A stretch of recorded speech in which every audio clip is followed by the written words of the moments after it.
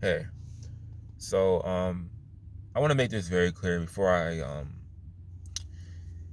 initiate this video. I don't really know where I stand currently with police because not that I am a person of color, POC. Um, I'm supposed to hate police by that, um, based off that label. I'm supposed to hate cops and fear cops like LeBron James does, even though he lives in a pretty nice neighborhood, not where he grew up in. But I'm supposed to hate police, and I don't hate cops. I just think that today, a lot of police are very weak. Not weak physically, but weak. When I saw, at least where I lived in, the town that I lived in, I once did. When I saw those riots take place last year, and I saw how those cops just submitted to the rioters and the protesters, they got on one knee just like the protesters did.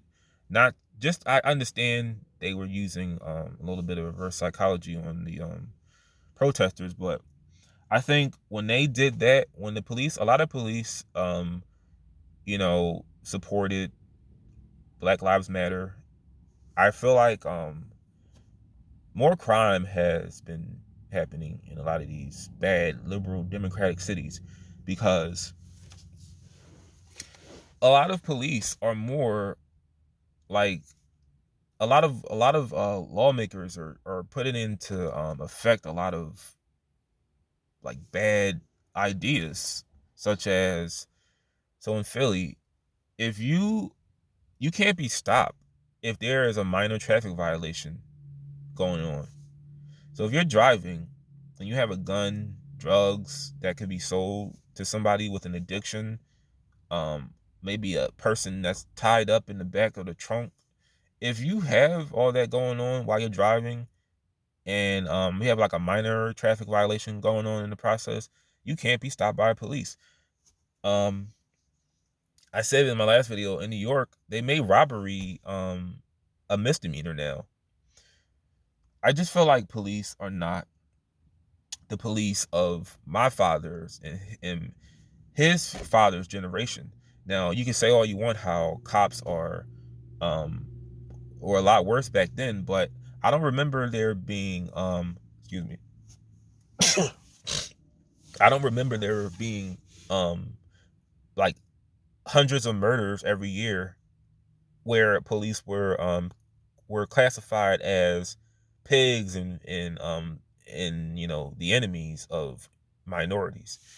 But I want to give you some advice on how to how to talk, how to act around,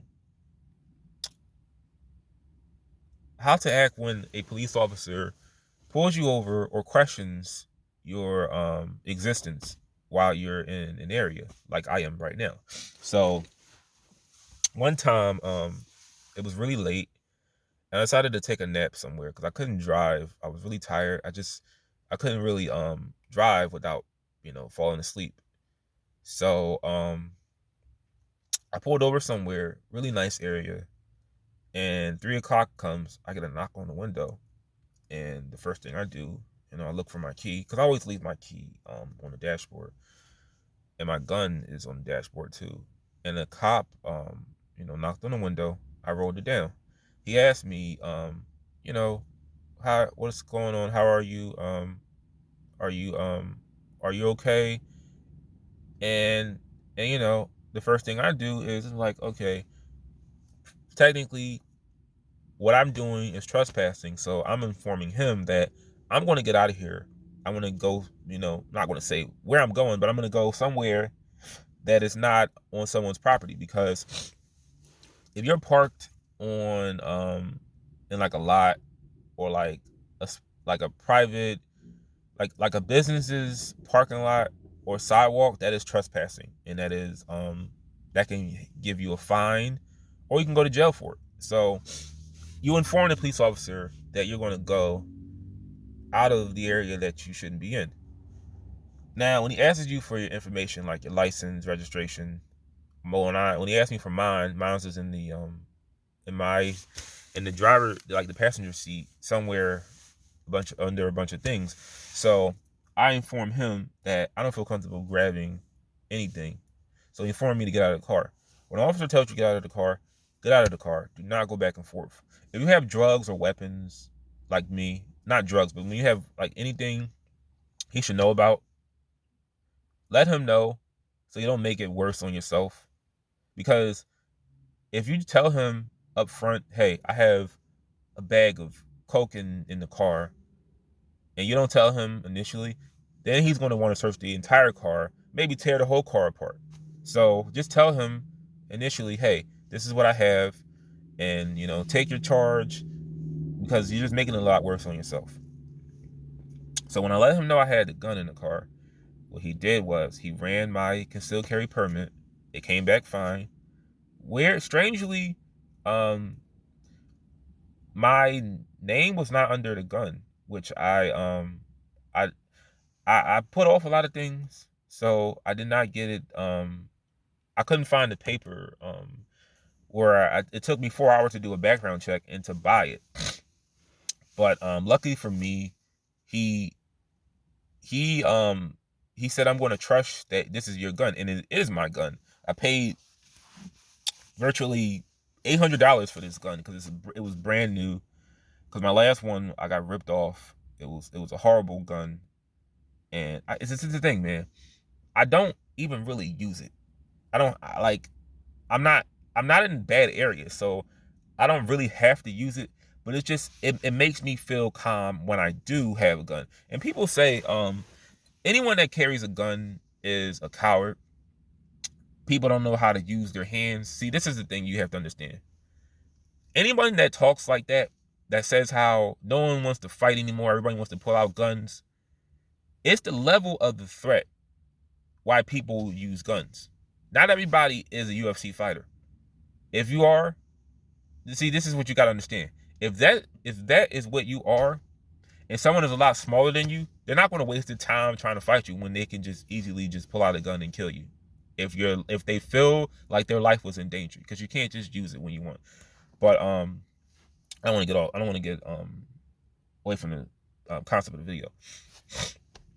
Always let him know if you have anything he should know about in the car. When he tells you to get out of the car, get out of the car. If he tells you to put your hands on the back of the trunk, put your hands on the back of the trunk. Don't move. Don't reach for anything. When he informs you to get in the car, get in the car.